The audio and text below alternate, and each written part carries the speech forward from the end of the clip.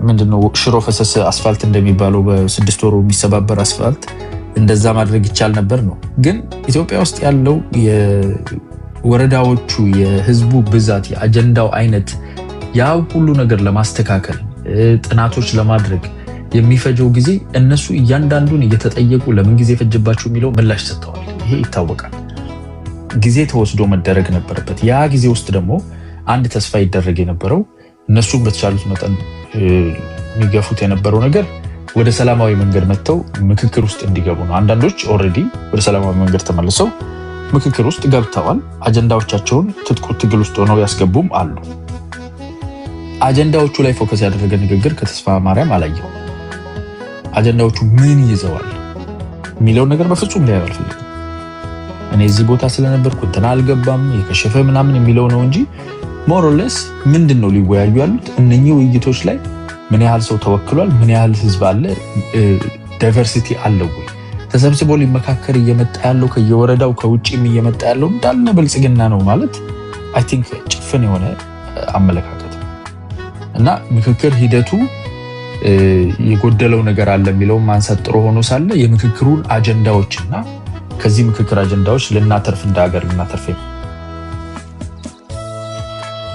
ንግግር መንግስት ተደርጎ ነው የሚወደው ፖለቲከኛ ወደ ስልጣን እንደምንም ይጠጋ እንጂ ምንም አይነት ለሀገር የወደፊት ተስፋ ይሄ መሳሳት አላይበትም። እና እነኚህን ነገሮች ካልመለስን ህገ መንግስት ማሻሻያ ካላደረግን ሬፈረንደም ካላደረግን ሴንሰስ ካላደረግን እነኚህን አጀንዳዎች በተወሰነ ደረጃ ወደፊት መግፋት ካልቻልን በተለይ አንገብጋቢ የሆኑትን እንደ ሀገር ታስረን ያለን እና መጨረሻ ላይ ማንሳት የምፈልገው አንድ ነገር አለ። ራስን በማቀብ ነገሮችን የማስቀረት አቅም እሺ ራስን በማቀብ ነገሮችን የማስቀረት አቅም እንዳለ የሚያስቡ አካላትን ኢንከሬጅ ማድረግ አያስፈልግም። እኔ ምርጫ አልሳተፍም ስለዚህ ምርጫ ይቀርልኛል፣ ሽግግር መንግስት ይመጣል። እኔ ምክክር ውስጥ አልሳተፍም ስለዚህ የኢትዮጵያ ህዝብና ሀገር እንዳለ ቆሞ እኔ ፍቃደኛ እስከሆን ድረስ ይጠብቀኛል። ስለዚህ እኔ እምቢ በማለት በማመጽ ራሴን ኤግዘምት በማድረግ ሀገር ማገት እችላለሁ የሚል ይሄ ከታጣቂው አስተሳሰብ የሚወጣ